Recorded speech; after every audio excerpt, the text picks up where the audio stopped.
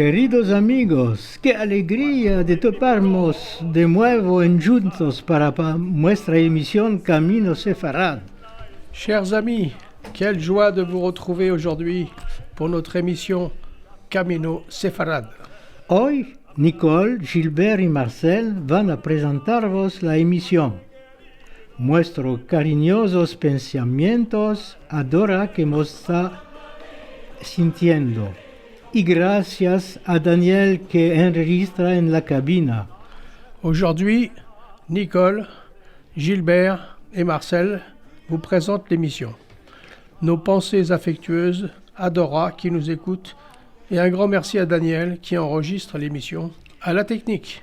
Empezaremos hoy con la historia de nuestros padres que vivieron en España desde la época romana hasta el lengrario decreto de 1492 que nos arranjó del país. Nous commencerons aujourd'hui avec l'histoire de nos pères qui vécurent en Espagne depuis l'époque romaine jusqu'au perfide décret de 1492 qui nous a expulsés du pays. Un nostálgico poema, Los judíos de Sefarad, testiguará las ansias de esta partencia. Un poème nostalgique, Les Juifs de Séfarad, témoignera des tourments de ce départ. Para cortar esta tristeza, Joja viene para enclanearnos. Pour rompre avec la tristesse, Jocha vient ensuite nous amuser. Y para seguir con alegría, Maestro Cuervo se invita en nuestra emisión. Et pour rester avec la bonne humeur, Maître Corbeau s'invite dans notre émission. Para la sabor de boca, una sopa tradicional de invierno antes de terminar. Pour les papilles, une soupe traditionnelle d'hiver avant de conclure.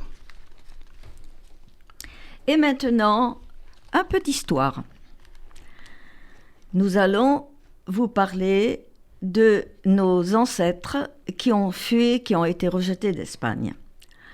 Algunos piensan que los judíos vinieron en la península en la época del rey Salomón para obtener oro y productos preciosos menesterosos a la fragua del templo.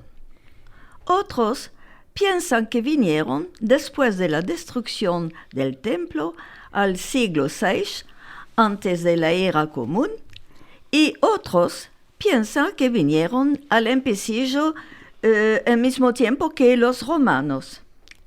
Los judíos formaron muy temprano en España colonias importantes por su cantidad y su influencia. Certains pensent que les Juifs se trouvent sur la péninsule depuis l'époque du roi Salomon. Venus pour se procurer or et produits précieux nécessaires à la construction du temple, d'autres pensent qu'ils sont là depuis la destruction du temple au VIe siècle avant l'ère commune. D'autres qu'ils sont arrivés en même temps que les Romains. Ils ont constitué très tôt en Espagne des colonies importantes par le nombre et l'influence. En 589, con el Concilio de Toledo, los reyes visigodos, voltados al catolicismo, hacen medidas discriminatorias contra los judíos que poco a poco son excluidos de la sociedad. Deben esconderse para praticar el criptojudaísmo. En 589, lors du concile de Tolède, les rois wisigoths, convertis au catholicisme, multiplient les mesures discriminatoires à l'encontre des Juifs qui sont exclus progressivement de la société. La communauté doit alors se cacher pour pratiquer le crypto-judaïsme. En 711, afista la conquista arabo-berbera. Los musulmanos muestran una grande tolerancia y las comunidades judías se forman de nuevo. En 711 a lieu la conquête arabo-berbère. Les musulmans font preuve d'une grande tolérance religieuse et les communautés juives se reforment. Abdelrahman I assenta el poder omeyyad en 715. Nacido a Damas en 731 y muerto a Córdoba en 788, es el fraguador omeyyad del Emirato de Córdoba al Andaluz.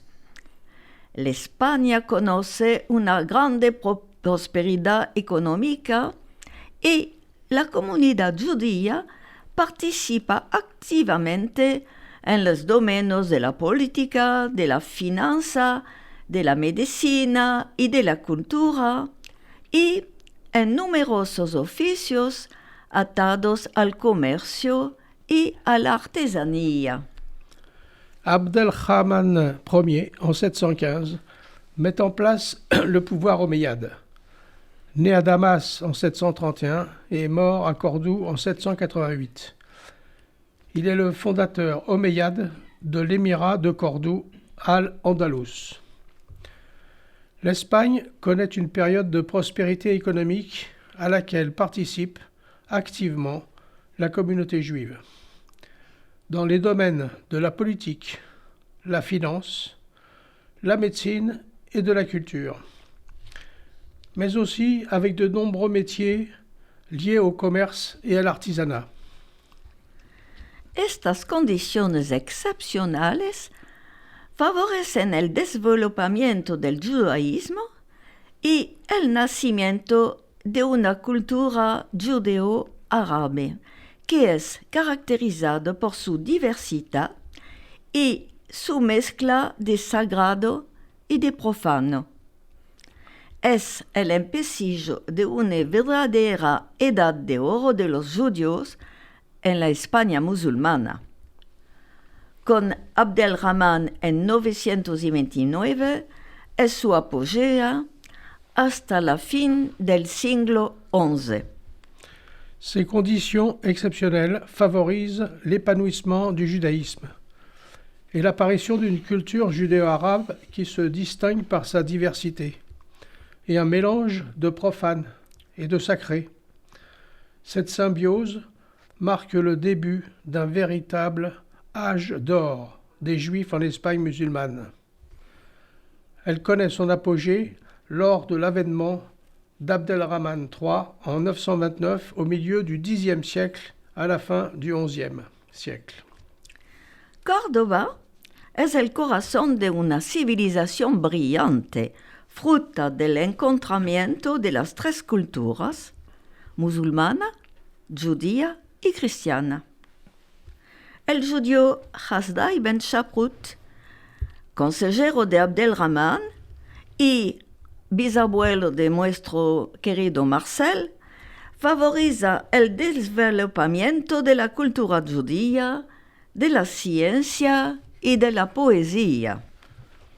Cordoue devient le cœur d'une brillante civilisation, fruit de trois cultures, musulmane, juive et chrétienne, étroitement liée au juif Hasdai ibn Shaprut, qui est mon ancêtre lointain. Il est le conseiller d'Abdelrahman qui favorise le développement de la culture juive, des sciences et de la poésie. Hablaremos en otra emisión de los judíos sabios, filósofos, porque hubo muchos que enriquecieron la vida cultural en España. Además tenemos que nombrar hoy Maimónides, que vivió de 1136 hasta 1204. Beaucoup d'autres savants, lettrés et philosophes juifs qui feront l'objet d'une autre émission enrichissent intensément la vie culturelle en Espagne. Mais nous ne pouvons passer sous silence aujourd'hui Maïmonide, qui vécut de 1138 à 1204.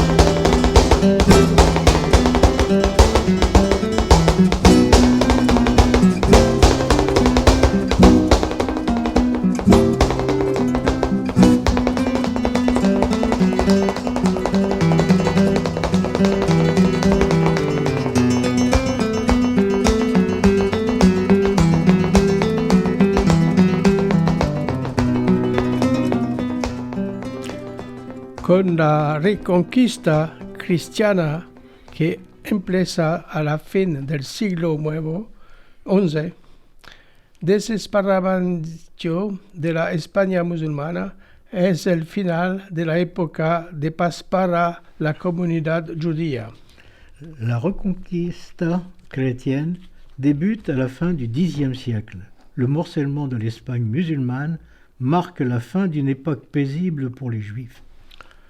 En 1066 hay una matanza de judíos en Toledo, reconquista por los cristianos.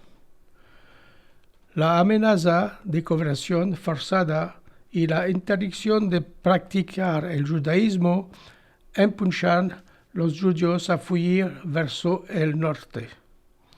Alfonso el Sabio, 1221-1284, edicta una serie de medidas restrictivas como llevar vestidos distintivos y hay en el del siglo XIV leyes antijudías.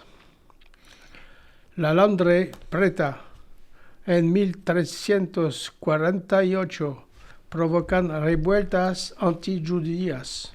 En 1066 a lieu un massacre des Juifs de Tolède, reconquise en 1085 par les chrétiens.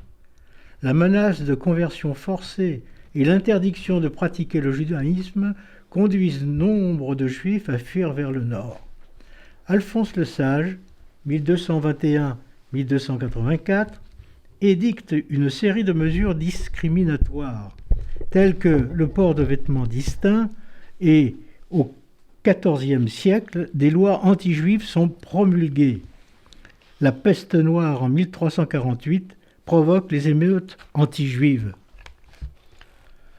El 4 de junio de 1391, los judíos de Sevilla son matados o bautizados de fuerza, mujeres y criaturas vendidas como esclavas. Esto se pasa igualmente en Córdoba, Toledo, Valencia, Barcelona y Mallorca. La mayor parte de las comunidades judías son exterminadas. Después, estas matanzas nacen colonias judéo-españolas en el Magreb. Le 4 juin 1391, les Juifs de Séville sont tués ou baptisés de force, des femmes et des enfants vendus comme esclaves. Puis Cordoue, Tolède, Valence, Barcelone et Majorque subissent le même sort. La plupart des communautés juives sont anéanties. À la suite du massacre de 1391, des colonies judéo-espagnoles apparaissent dans le Maghreb. Una nueva comunidad. Los conversos aparecen en España de tres tipos. Primero, los judíos forzados de convertirse, que practican el judaísmo a la escondida. Segundo, los que son no practicantes judíos y aprovechan la ocasión para integrarse a la sociedad cristiana. Tercio, los judíos bautizados por fuerza y que quieren adquirir una nueva identidad cristiana. Los conversos sospechados de criptojudaísmo son considerados como heréticos. Une nouvelle communauté, les conversos, apparaît en Espagne. Trois sortes se distinguent. Les premiers, les juifs contraints de se convertir et qui pratiquent en cachette. Les seconds, les juifs non pratiquants qui saisissent à l'occasion de s'intégrer à la société chrétienne. Les troisièmes, les juifs baptisés sont sous la contrainte et qui font un effort sincère pour acquérir une nouvelle identité chrétienne. Mais les conversos soupçonnés de crypto-judaïsme sont considérés comme des hérétiques. En 1481, los reyes Fernando de Aragón y Isabela de Castilla establecen la Inquisición. con el acuerdo del Papa Sixto IV. Cientos de conversos son quemados en auto de fe. La Inquisición se extiende por todo Aragón en 1484 y en 1485 es dirigida por el confesor de la reina Tomás de Torquemada. En 1481, les rois catholiques Fernand d'Aragon et Isabelle de Castille créent une inquisition royale autorisée par le pape VI. Plusieurs centaines de converses sont brûlés dans des autos da fe. L'inquisition s'étend en Aragon en 1484 et est confiée en 1485 au confesseur de la reine Tomás de Torquemada, de sinistra memoria. En enero de 1492, la caída de Granada lleva la fin de la Reconquista. Isabel de Castilla, 1451-1504, Fernando II de Aragón, 1451-1519, quieren la unidad religiosa de Estado. El 31 de marzo de 1492, el edicto de expulsión es firmado. Los judíos de España pueden escoger entre convertirse o fuir. Tienen 3 meses para vender sus bienes, en verdad, por una miga de pan, y no pueden llevar ni oro ni plata. En 1492, la chute de Grenade couronne la fin de la reconquête. Isabelle de Castille, 1451-1504, et Ferdinand d'Aragon, 1451-1519, veulent achever l'unification religieuse de leur État. L'édit d'expulsion de Grenade est signé le 31 mars 1492. Les Juifs d'Espagne ont le choix entre se convertir ou partir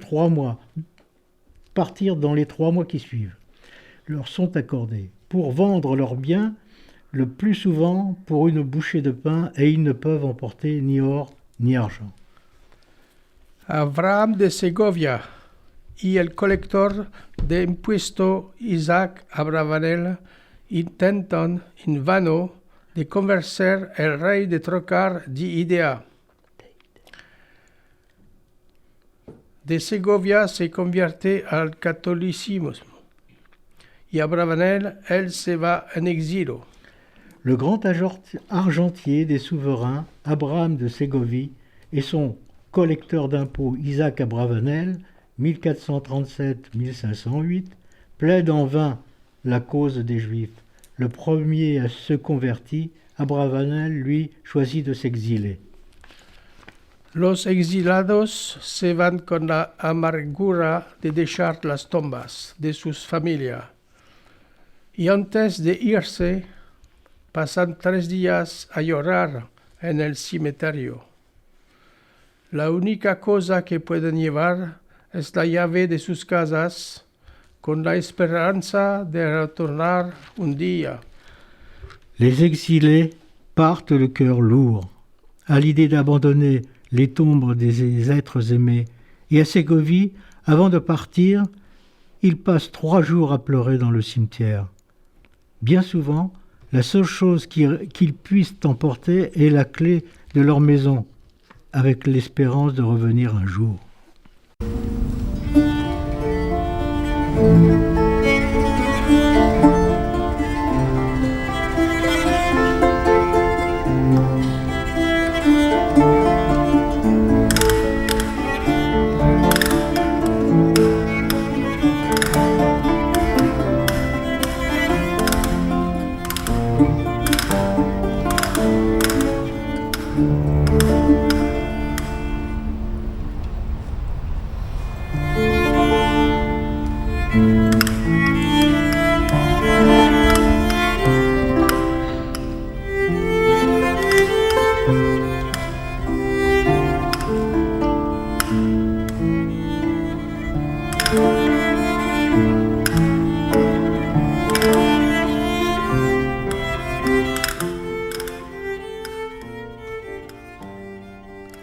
Judíos de Sefarad. Somos judíos de Sefarad, la que olvidó a sus hijos, y malgrado el olvido, y ne quedó el recuerdo. Nous sommes juifs de Séfarad, celle qui oublia ses fils, et malgré cet oubli, encore demeure le souvenir. Ansia, memoria y manadera, somos los hijos de la lengua, careciamos los cantes que cantaron los nuestros. Anxiété, mémoire et source, nous sommes les enfants de la langue, nous chérissons les chants que chantèrent les nôtres. Los guardamos ande, en memoria y esfueño. Nuestros viejos hermanos nos miran con los ojos secos. Nous les gardons encore en rêve, en mémoire. Nos frères anciens nous regardent avec des yeux secs. ¿Qué saben de las ansias de Solombra y de arronjados, mancebos y aidados? Que savent-ils des tracas et des doutes, des jeunes et des anciens rejetés? Alboltimos por ellos, batiendo el corazón, meldando en las ciudades viejas un pasuc en Evrid, un hombre en la calèja.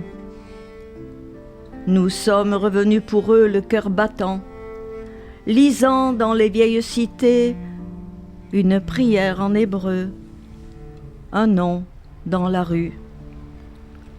Somos judíos de Sefarad y travimos sus ansias.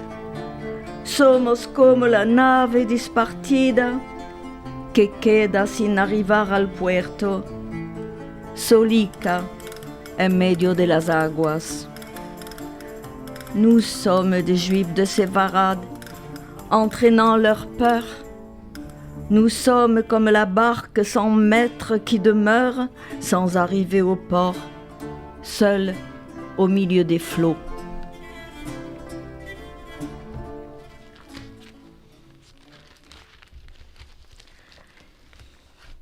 Et maintenant, pour rompre avec cette tristesse qui nous est profondément ancrée dans le cœur, nous allons nous distraire avec quelques contes de Gioja.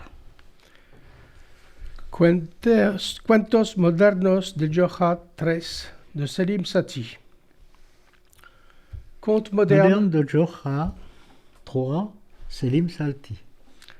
Comemos después. Gioja, una de mañana, se sube al avión para irse a Eilat. Se la sienta al lado el ministro de Justicia. En hablando de aquí y de allá y haciendo conocencia, parte el avión. Sobre esto Gioja quita de su bolsa una papelera, la abre, donde se ve una cebolla chica, queso blanco, feta, un huevo enjaminado, 2 rebanadas de pan con nuez y se mete a comer. Bien entendido, no manca de aricodar al ministro. Malgrado que el ministro le dice, te rengracio, él insiste en ofreciéndole una rebanada de pan con un medio huevo. Sobre esto el ministro lo regracia de nuevo y le dice, te diré que yo tengo úlcer. Sobre esto Gioja menea la cabeza y le dice, señor ministro, tú comes de huevo en primero, después nos partajamos tu úlcer. Mangeons plus tard. Gioja se souvient d'une demande faite en avion pour aller à Eilat. Il s'assoit à côté du ministre de la Justice. En parlant d'ici et de là, il fait connaissance et l'avion décolle. Soudain, ce Gioja retire de sa veste un papier Il l'ouvre et voit un petit oignon, fromage blanc, feta, un œuf dur, 2 tartines de pain avec des noix et se met à manger. Bien entendu, il ne manque pas d'en offrir au ministre. Malgré que le ministre lui dit « Je vous remercie », il insiste en lui offrant une tartine de pain avec un demi-œuf dur. Sur ce, le ministre le remercie de nouveau. Jocha lui dit « Monsieur le ministre, vous mangez cet œuf en premier et après nous partagerons votre ulcère. » Polvo. Jocha, de su escritorio, echa un grito a la persona que se ocupa de la limpieza. ¿Qué hicites los polvos de ayer? Habla escrito con mi dedo un número de teléfono. Polvo.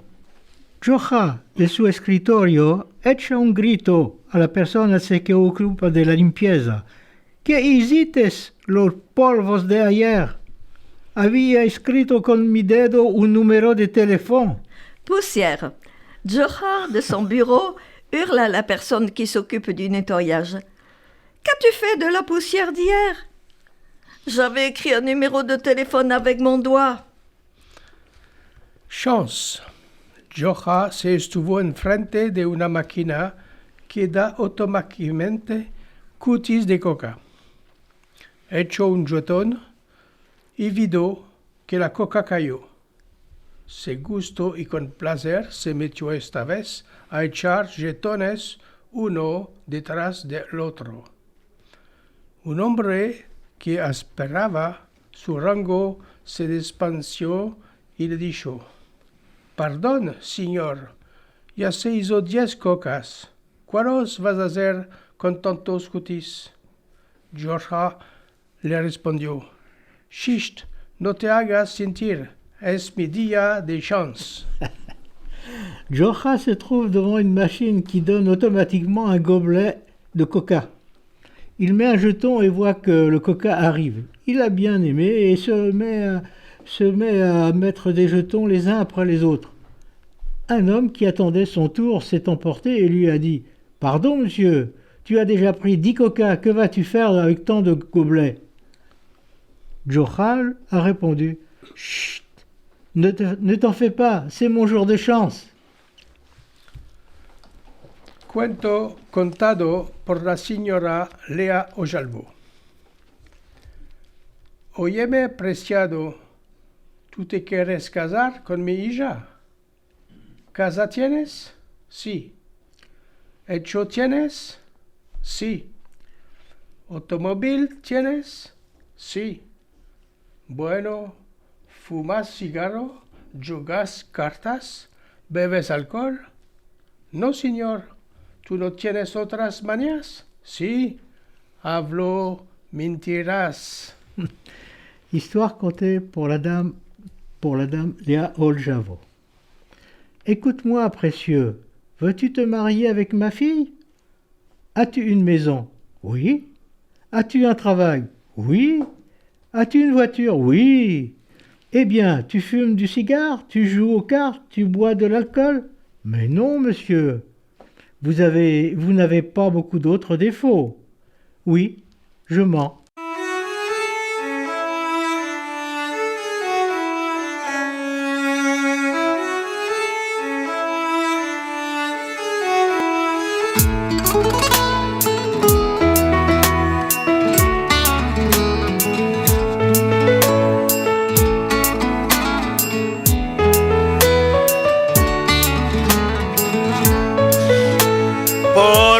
Casa chica, vide una hijita, de años era chica, le declaré el amor. De años era chica, le declaré el amor. De años era chica, le declaré el amor. Pájaro de hermosura, linda la tu figura, acércate al mi lado, te oiré la voz. acércate al mi lado, te oiré la voz. Acércate al mi lado, te oiré la voz. Después del destierro de España, mi vida sufrió agonías en mis entrañas. Cuando crecí tenía deseo de otra vez vivir. Decidí tener una permanente compañera y ser feliz. Empecé a buscar en todo lugar una mujer muy querida para ser mi esposa y alegrarme la vida. Ansí he buscado por toda la ciudad, en los grandes pueblicos, en lugares enormes y en las grandes casicas. Aconteció iba así por una casa muy chiquita y humilde, frágil como de paño, y vi allí una chica encantadora, hermosa, muy joven en años. Et oui, il s'agissait d'un oiseau de Pájaro de Hermosura. Et pour rester dans les volatiles, nous allons atterrir avec Monsieur le Corbeau. El Cuervo y la Raposa. De La Fontaine, célèbre écrivain français, auteur de nombreuses fables, le corbeau et le renard.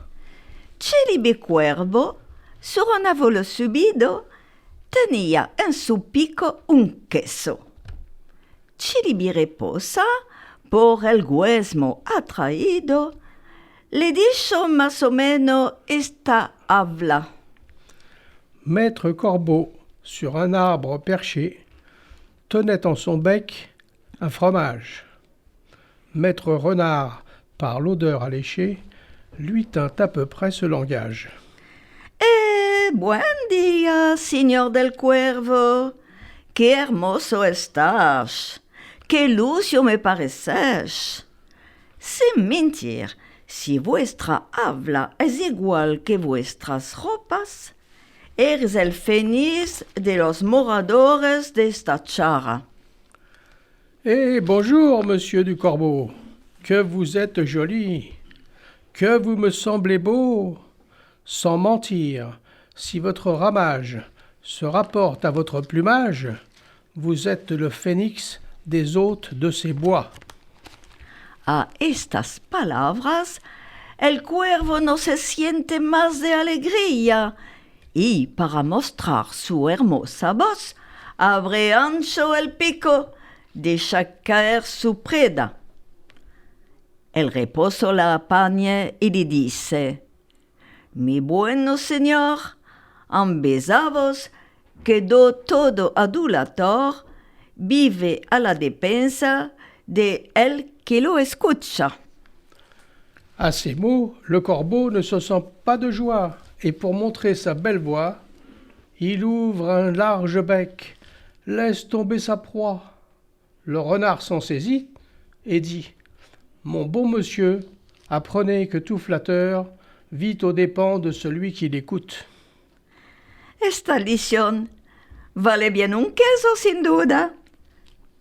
El cuervo, avergüenzado y confuso, juró, ama un poco tarde, que no lo engañarán más. Cette leçon vaut bien un fromage, sans doute. Le corbeau, honteux et confus, jura, mais un peu tard, qu'on ne l'y reprendrait plus.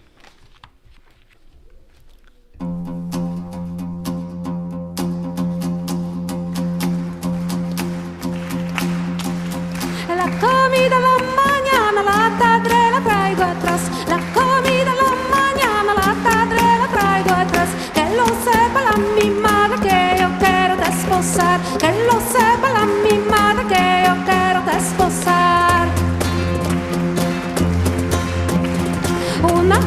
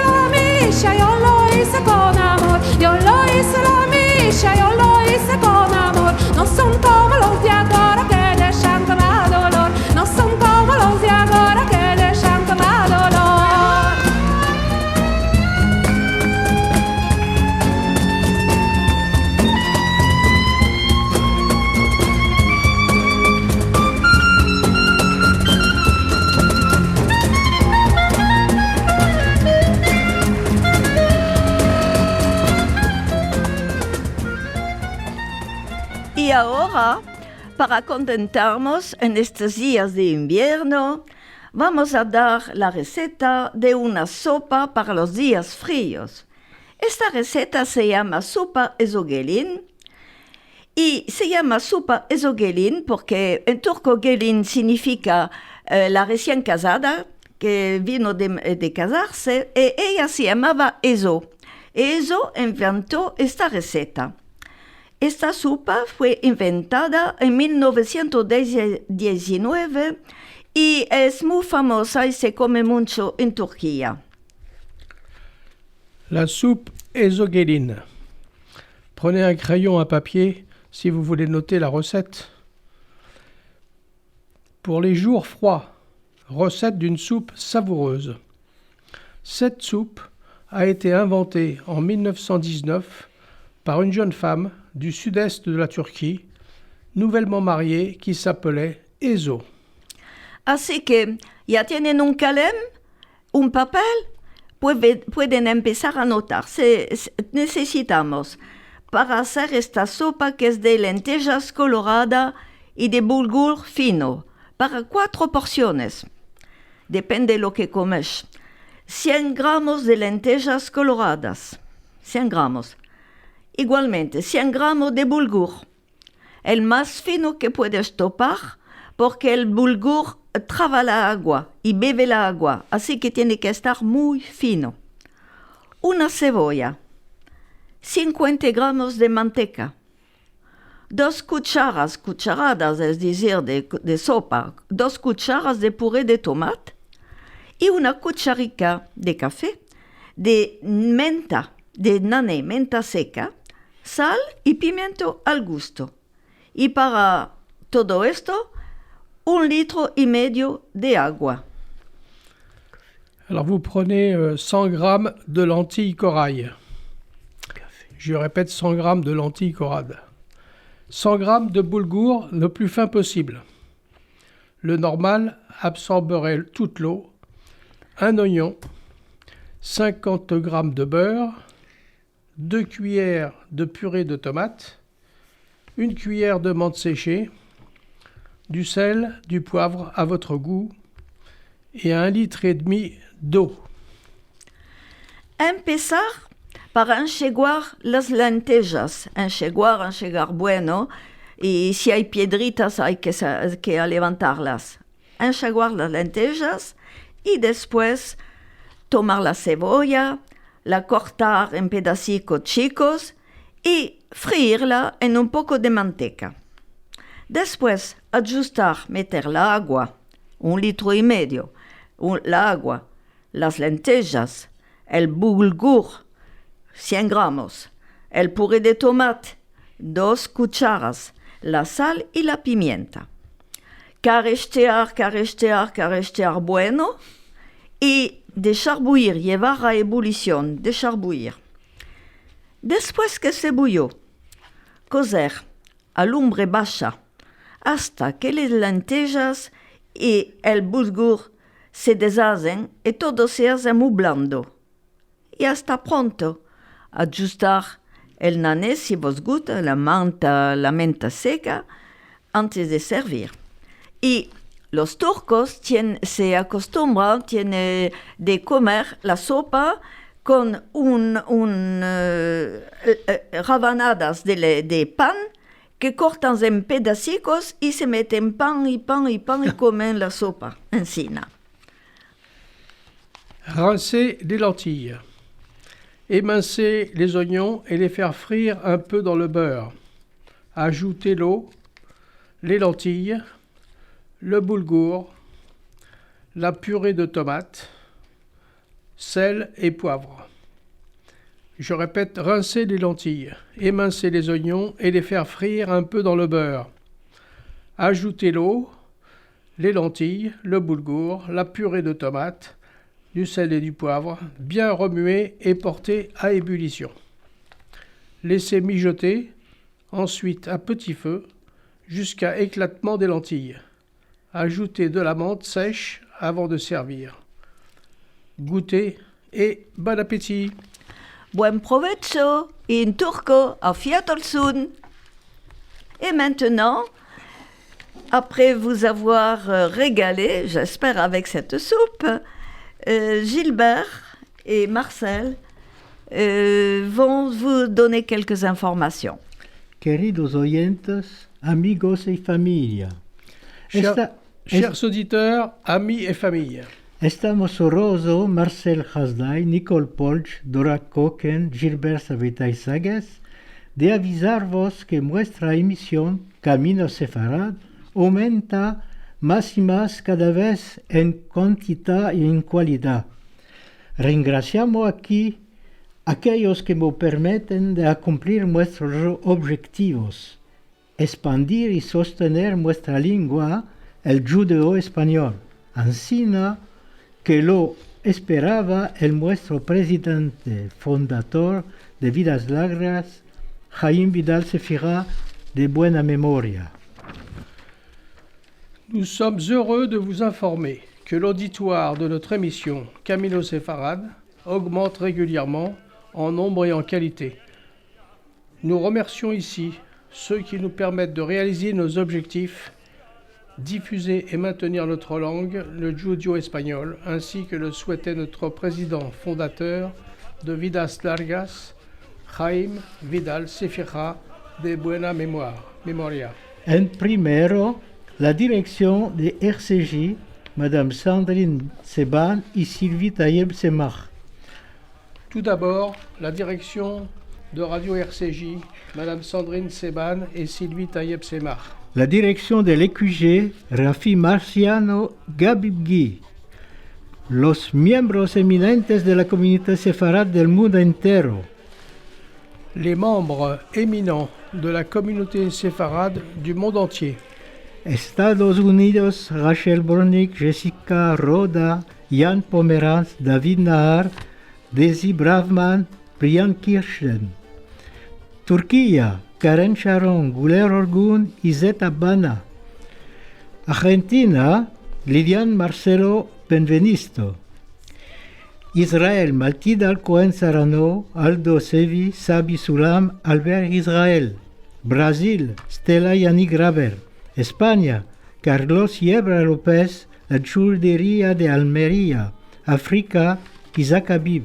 Australia, Masli Notrika y Simon Géron. Francia, Patrick Rapoport, Claire Romy, François Hazard, Renaud Chourami, Claudine Esther Baruchiel, Mary Badi, Alain Toledo, Edmond Cohen y muchos otros que no podemos nombrar aquí. Et beaucoup d'autres personnalités que nous ne pouvons vous citer ici. Desde la partencia de nuestra emisión en RCJ, remarcamos un desenvolvimiento de 100% de la escucha. Depuis le démarrage de nos émissions sur Radio RCJ, nous constatons une progression de 100% de l'écoute. Los oyentes se esparten de esta manera. Les auditeurs se répartissent de la façon suivante. 38% por los oyentes de Francia, 62 por los oyentes fuera de Francia, 25 por los oyentes de América, 26 por los oyentes del Medio Oriente, 3 por los oyentes de África y 8 por los oyentes de varios países de Europa. Todo esto es muy encorajante por nosotros y esperamos que podremos continuar así si quiere Dios. Vos saludamos, queridos oyentes, amigos y familia. Vos esperamos por nuestra próxima emisión Camino Sefarad. Vos souhaitamos una buena salud y vidas largas. Tout cela est très encourageant et nous espérons continuer ainsi si Dieu veut. Chers auditeurs et amis, nous vous attendons pour notre prochaine émission Camino Sefarad qui aura lieu le 24 février 2022. Esperamos que nuestra asociación vos place porque deseamos que nuestra lengua y nuestra cultura puedan sobrevivir como nuestro Padre nos los han transmitido. Y hoy nos alegramos de tener esta posibilidad de seguir nuestro camino sefarad. Nous espérons que vous êtes intéressés par notre association qui permet à notre langue et notre culture de se perpétuer. C'est l'héritage que nos parents nous ont transmis et que nous devons transmettre aujourd'hui.